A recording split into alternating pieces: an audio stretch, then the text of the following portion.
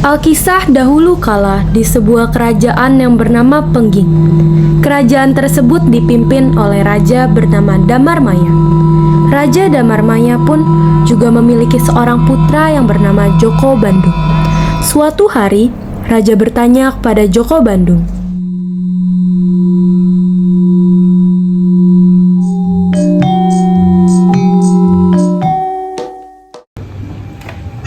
Joko Bandung, mau sampai kapan engkau akan membujang? Ayahanda, sampai hari ini belum ada wanita yang cocok di hati saya. Saya hanya akan menikah jika kerajaan Prambanan telah dikuasai kerajaan Pengging. Joko Bandung kemudian meminta izin kepada Sang Prabu bahwa dia ingin terjun langsung di medan pertempuran. Prabu, izinkan saya untuk ikut bertempur melawan musuh. Ingat, Raja Boko bukanlah raja biasa. Dia adalah seorang raja yang memiliki ilmu sakti. Rama Prabu, Ananda tidak takut. Izinkan Ananda untuk pergi ke negeri Prambanan untuk bertemu dengan Paman Pati Sinduro. Di tengah perbincangan raja dan putranya, tiba-tiba prajurit dari medan perang datang. Prajurit itu memberikan kabar bahwa pasukan kerajaan Pengging telah banyak yang tewas. Prabu, ini gawat. Telah banyak prajurit dari kerajaan Pengging mati di medan perang. Sang raja kemudian mengizinkan putranya untuk menyusul prajurit Pengging ke medan perang. Pergilah ke medan perang. Baiklah Prabu, terima kasih. Sedangkan di tempat lain, kerajaan Prambanan dikuasai oleh Raja Boko, seorang raja yang tubuhnya tinggi besar, sehingga sebagian orang menganggapnya sebagai keturunan raksasa. Namun anehnya, Sang Raja Boko memiliki putri yang berparas cantik jelita bernama Dewi Roro Jongrang. Berbeda dengan sang ayah, Dewi Roro Jongrang adalah seorang putri yang lemah, gemulan. Namun ada persamaan antara Dewi Roro Jongrang dan Joko Bandung, yaitu keduanya sama-sama belum mau menikah pada usianya yang telah dewasa. Anakku, mau sampai kapan kau punya pasangan? Ayah, sudah saya berkali-kali bilang kepada ayah. Mengapa saya harus memikirkan tentang pernikahan saat prioritas kita ini adalah kerajaan ini? Saya masih mau mengurus pemerintahan ini bersamamu, ayah. Saya tidak mau menikah, dan saya hanya akan menikah jika kekuasaan kerajaan Pengging sudah di tangan kita. Jamal! Ini kau. Ada apa Prabu? Siapkan pasukan. Kita akan berperang melawan kerajaan Pengging. Siap Prabu. Kekuasaan di istana pun diserahkan kepada Dewi Roro Jongrang dalam tempo waktu yang singkat. Sementara, jagalah istana ini sampai ayah kembali. Sementara itu, perjalanan menuju medan pertempuran, Joko Bandung harus melintasi sebuah hutan angker yang konon katanya, bagi siapapun yang berani melewati hutan akan menjadi santapannya. Sang penunggu hutan tersebut bernama Bondowoso.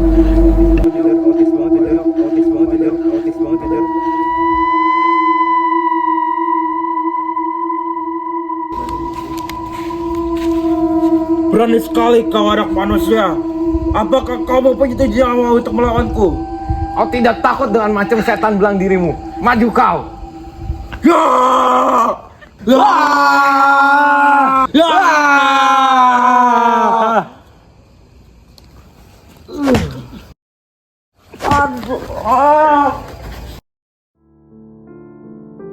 Sudah Raden, sudah.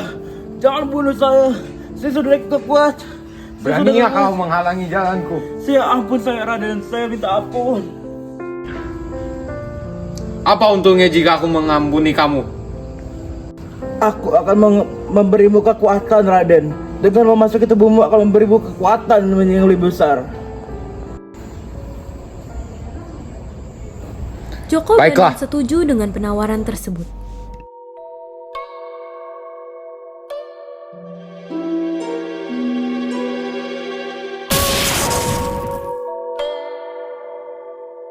Kini, Bandung Bondowoso meninggalkan hutan. Hanya dengan berlari tidak butuh waktu lama, dia sudah sampai di medan pertempuran. Sedangkan di medan pertempuran, semua pasukan Pengging telah dikalahkan oleh Raja Boko. Terlihat banyak sekali pasukan kerajaan Pengging yang bergelimpangan dan sekarang Bandung Bondowoso sangat marah. Terjadilah pertempuran hebat antara Raja Boko dan Bandung Bondowoso. Prabu Boko pun akhirnya kalah. Bandung Bondowoso pun meminta pada prajurit untuk diantarkan ke istana Prambanan. Sesampainya di istana, Bandung Bondowoso terpesona melihat kecantikan dari seorang gadis-gadis itu. Gadis itu bernama Roro Jongrang.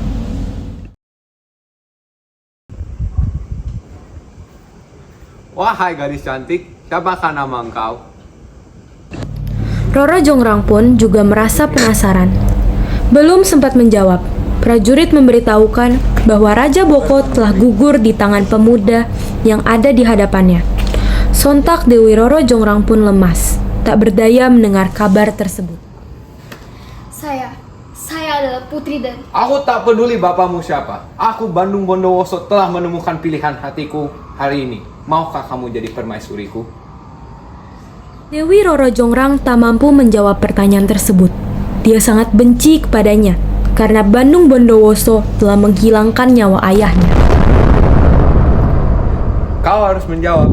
Setidaknya beritahukan aku namamu. Hamba adalah Dewi Roro Jongrang. Hamba belum bisa menjawab pertanyaan. Baiklah, aku tunggu sampai sore hari. Hari akhirnya, Roro Jongrang menemukan cara untuk menolak secara halus pinangan Bandung Bondowoso. Dia mengajukan syarat jika ingin menikahinya.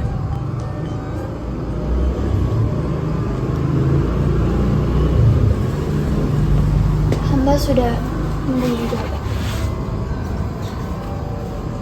Hamba bersedia untuk menikah Raden jika Raden bisa membuat 1000 candi dalam sehari. Bandung Bondowoso pun harus membuat 1000 candi dan 2 sumur yang dikerjakan dalam 1 malam.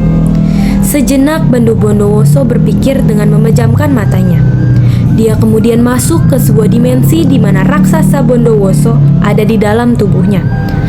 Roh raksasa Bondowoso pun memberitahukan bahwa dia sanggup membantu dengan mengerahkan bala tentara jin. Mendengar jawaban dari Bondowoso, Joko Bandung pun kembali membuka matanya. Dia pun dengan siap menyanggupi permintaan sang dewi. Hari pun mulai gelap. Bandung Bondowoso duduk bersila di tempat yang lapang sebagai lokasi dibangunnya candi dan sumur.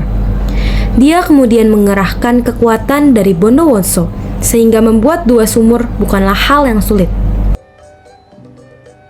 Selesai membuat sumur, Bandung Bondowoso memulai ritual pemanggilan pasukan jin, dan tak berselang lama, datanglah ribuan pasukan jin di hadapannya.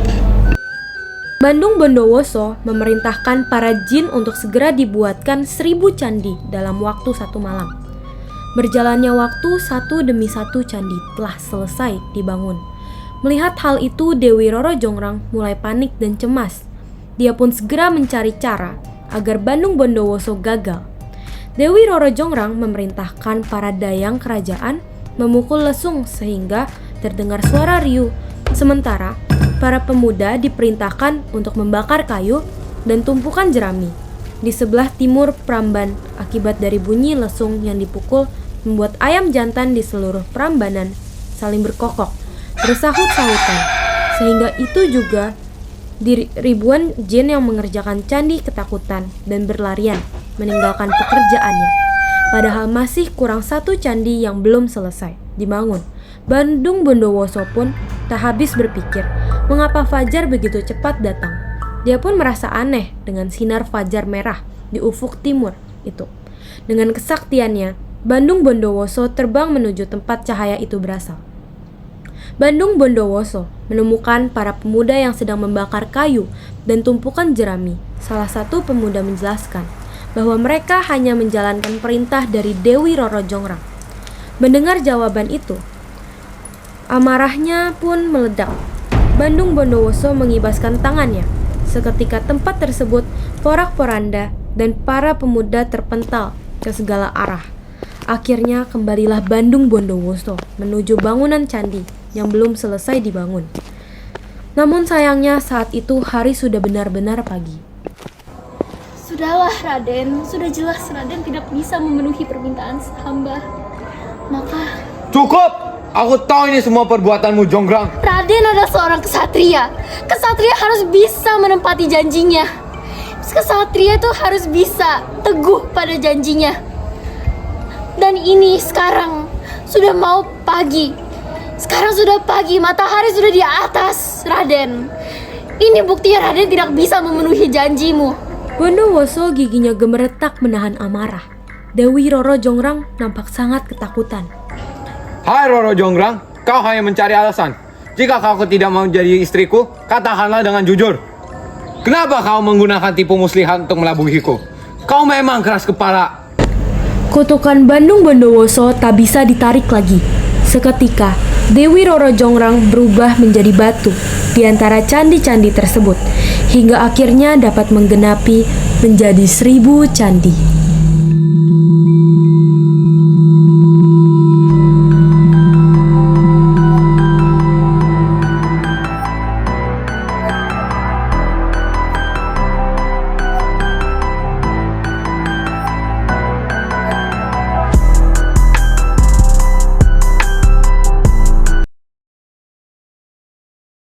Gimana sih, Nat?